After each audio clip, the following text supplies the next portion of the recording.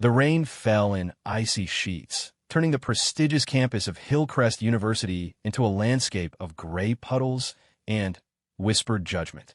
All anyone saw was the quiet, older woman slipping in the mud, her papers flying, as a chorus of cruel laughter echoed from the fraternity house porch. They called her grandma, mocked her worn-out shoes, and made bets about how long she'd last as the new groundskeeper. They didn't know the mud was familiar. They didn't see the calculations in her eyes, assessing exits and threats. They couldn't possibly understand that the woman they just pushed down had once lain motionless in a mangrove swamp for 72 hours, breathing through a reed, waiting for the signal to end a warlord's reign. Her name was Dr. Eleanor Vance, and Hillcrest wasn't her sanctuary. It was her last assignment. The mud was cold, seeping through the knees of Eleanor Vance's faded work pants. A mix of cheap printer ink and rainwater bled across the scattered pages of her horticultural schematics, a detailed plan for restoring the university's derelict Victorian greenhouse. The laughter from the Sigma Epsilon porch was sharp, young, and unburdened by consequence. "Nice move, Grandma," one shouted. "Think you need a hand?" Another mocked, not moving. Eleanor didn't look up. She methodically gathered each leaf of paper, her hands steady despite the tremor she allowed to show. The tremor was part of the costume. At 58, her body was a map of old injuries, a tightness in her left shoulder where a bullet had grazed it, a knee that ached with a change in pressure, scars that told stories in a language of silence. But the core of her, the coiled spring of awareness, was the same.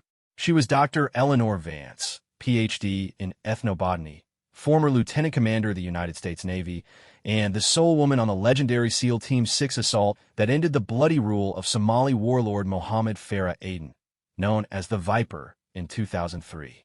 The mission was still classified, her name absent from any record. The military, after her controversial discharge following a blown cover in Iraq that cost 2 informants their lives, had offered her a different kind of service. A quiet placement, a watchful eye. Hillcrest University, a nest of privilege and future policymakers, had a suspected leak funneling advanced biochemical research to offshore interests. Her job, tend the gardens and identify the thread. Her cottage on the edge of the campus woods was sparse. A few boxes of books remained unpacked, mostly on plant toxicology and marine ecosystems. The only personal item was a framed photo of a younger Eleanor in fatigues, her arm around a fierce-looking Belgian Malinois, Zeus. He died on the Mogadishu extraction. She put the muddy papers on the table and stood under a scalding shower, the water failing to reach the cold place inside. The laughter echoed, not because it hurt, but because it was a data point. Sigma Epsilon. Its members included the sons of senators, tech billionaires, and, importantly, Trevor Ross, whose father chaired the board of trustees, and owned a defense contractor deeply invested in pharmaceutical subsidiaries. The next day, Eleanor was pruning the overgrown wisteria near the frat house when the president of Sigma Epsilon, Chase Hamilton, sauntered over. He was all polished charm and empty eyes. "Hey, sorry about the guys yesterday. They're idiots. Let me make it up to you." He offered a sealed envelope. From the house. A little "we're sorry" gift. It was $200 bills. Eleanor looked at the money, then at Chase. She saw the condescension, the performance of charity. She also saw the flicker of something else, an assessment. This wasn't just about yesterday. This was a test.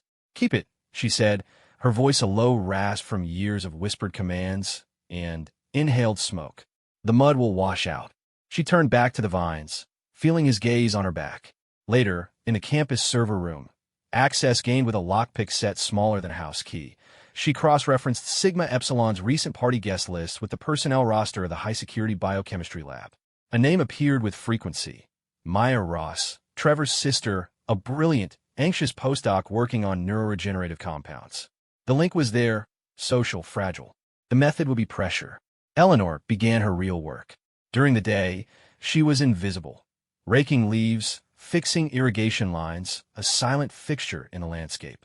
At night, she observed. She saw the strained exchanges between Maya and Trevor outside the lab. She noted the black sedan with government plates that visited the dean of research bi-weekly. She mapped the patterns, the rhythms of security, the vulnerabilities, and she tended her garden. The restored greenhouse became her sanctuary and her workshop. Among the rare orchids, and ferns, she cultivated species with interesting properties. Plants that could induce paralysis, cause vivid hallucinations, or boost adrenaline, knowledge drawn from her doctoral thesis, and her fieldwork in conflict zones. One evening, she found Maya Ross alone in the greenhouse, crying silently among the night-blooming jasmine. "It's the scent," Eleanor said softly, not approaching. "Jasmine nocturnum. It can unlock powerful memories, sometimes the painful ones."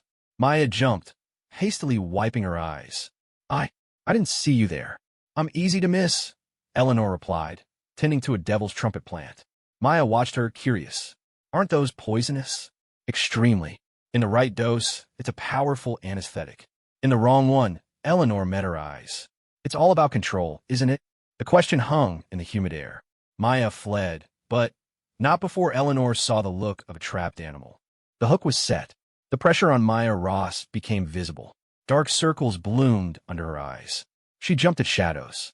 Eleanor watched as Trevor and Chase intercepted her after lab sessions, their conversations tense, Maya's body language screaming retreat.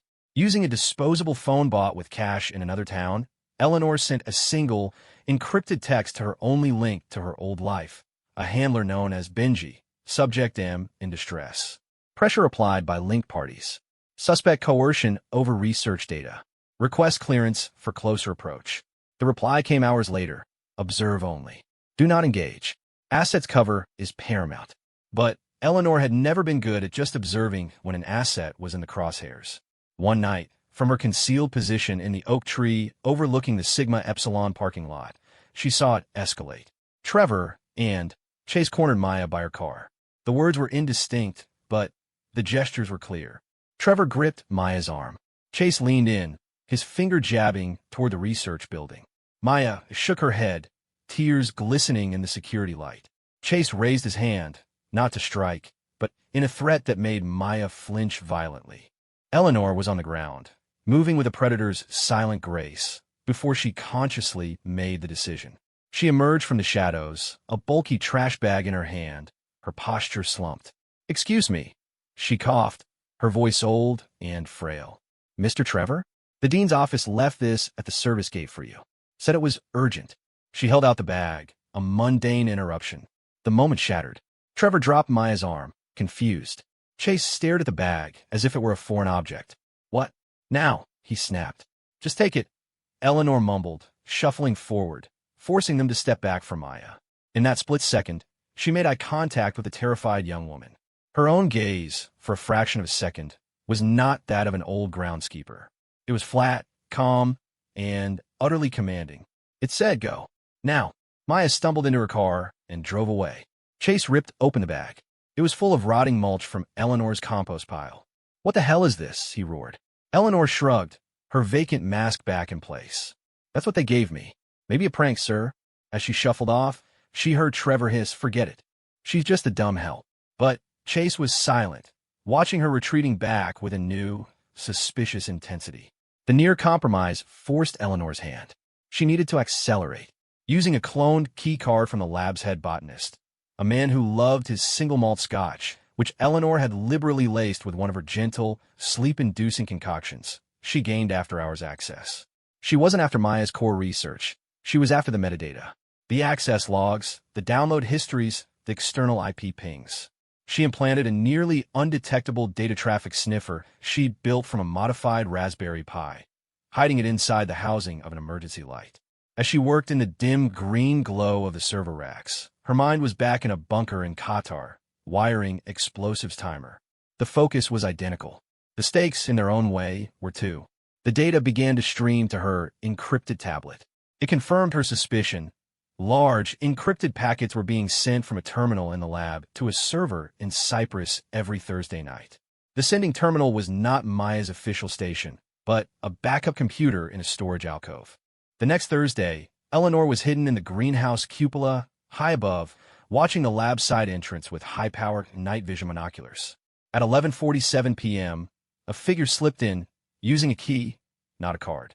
It wasn't Maya. It was Chase Hamilton. He emerged 53 minutes later. The puzzle shifted. The fraternity brother wasn't just the muscle. He was the conduit.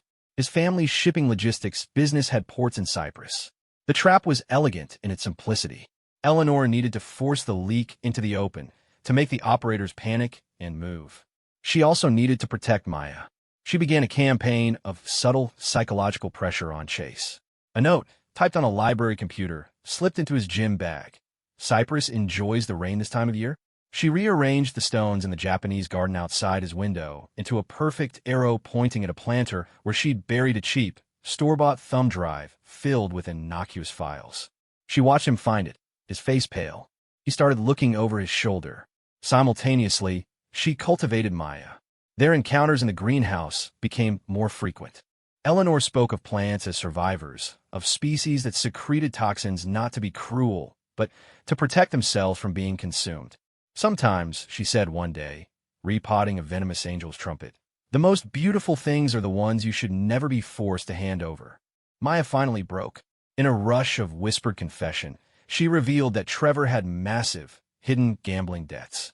Chase had covered them, in exchange for leverage. Chase knew about a past academic integrity issue from Maya's undergraduate years, a mistake she'd made and corrected, but one that would end her career if exposed. He threatened to ruin her unless she provided him with raw data from her project, which involved stabilizing fragile protein chains.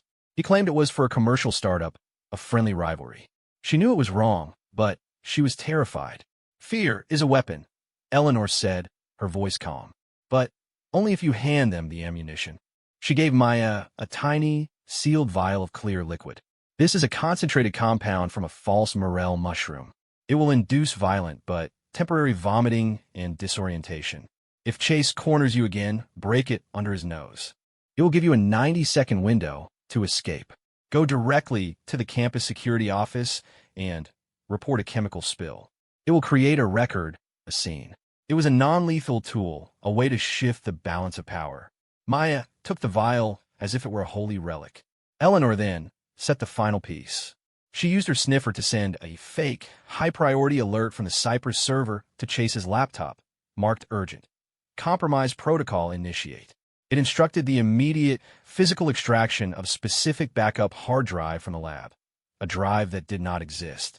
She watched from the shadows as Chase received the message, his panic evident even from a distance.